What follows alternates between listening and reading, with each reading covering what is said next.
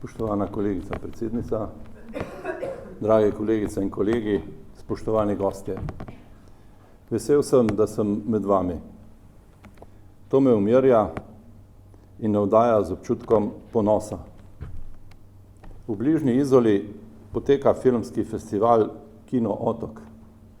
Naše druženje pa doživljam kot sodnikov otok sui generis. Svoj govor na lanskih dnevih slovenskega sodstva sem namenil javnosti. Odzivi nanj mi pritrjujejo, da je bila moja reakcija potrebna. Lahko bi tudi danes posvetil pozornost stanju v popolnoma skoraj do kaotičnosti judikalizirani družbi, v kateri razmerja med nosilci različnih pristojnosti postajajo vse bolj nejasna in ko v družbi spodobnost in dostojnost vse bolj zardevata. Pa ni bojazni, da bi mi beseda zašla v take meandre. Moja želja je, da tokrat posebej izrazim spoštovanje do poklicnega dela kolegov. Sodstvo je neodvisno toliko, kolikor je neodvisen posameznik med nami kot človek in strokovnjak. Avtonomen, samozavesten, predan sodniški službi, pogumen in odločen prepričljivo zagovarjati svoje strokovno stališče, tudi takrat, ko je jasno, da bo sprejeta odločitev v nasprotju s pričakovanji javnosti in morda celo vladajoče politike. In takšna nas je večina.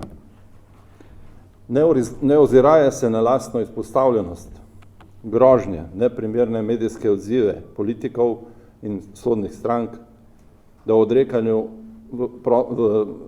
odrekanju prostemu času sploh ne govorim, sprejemamo odločitve v najzahtevnejših zadevah, od katerih sta močno odvisna ugled sodstva in njegova verodostojnost.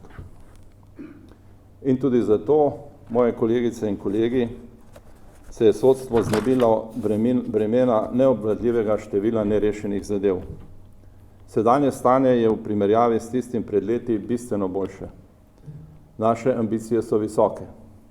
Kakovostno delo postavlja pred nas nove izzive. Treba bo izrabiti nastali položaj znižanega pripada zadev na sodišča zato, da rešimo preostale najstarejše zadeve, pa seveda za popolno zagotovitev sojenja brez nepotrebnega odlašanja. To je edini pravi odgovor za utrjevanje položaja sodstva in sodnikov. Manjše število zadev nam omogoča, da se posvetimo večjo pozornost brušenju kakovosti v najširšem pomenu besede. Pri tem imam v mislih različne segmente usposobljenosti in strokovnih znanj, ki so temeljnega pomena za kakovost sodnikovega dela, zagotavljanje kakovostnega izobraževanja sodnikov, boljšo koncentracijo vodenja postopkov, bistveno boljšo kakovost sodnih odločb ter pomembno spoštljivo obravnavanje udeležencev v postopkih. Prepričan sem, da gre za vrednote, ki bodo omogočile bolj kakovostno in učinkovito delovanje sodstva.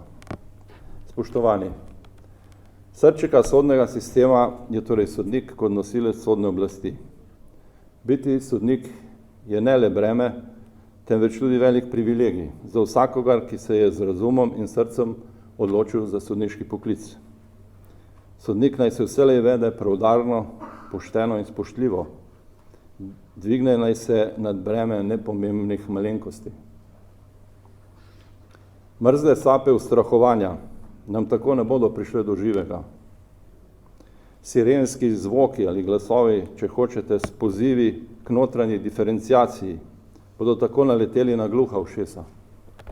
V sodstvu bodo tako še naprej obveljali izključno strokovni kriteriji, politika pa vanj ne bo dobila vstopa. Društvo mora razvijati kolegialne in prijateljske odnose med člani. To nalogo želim posebej izpostaviti.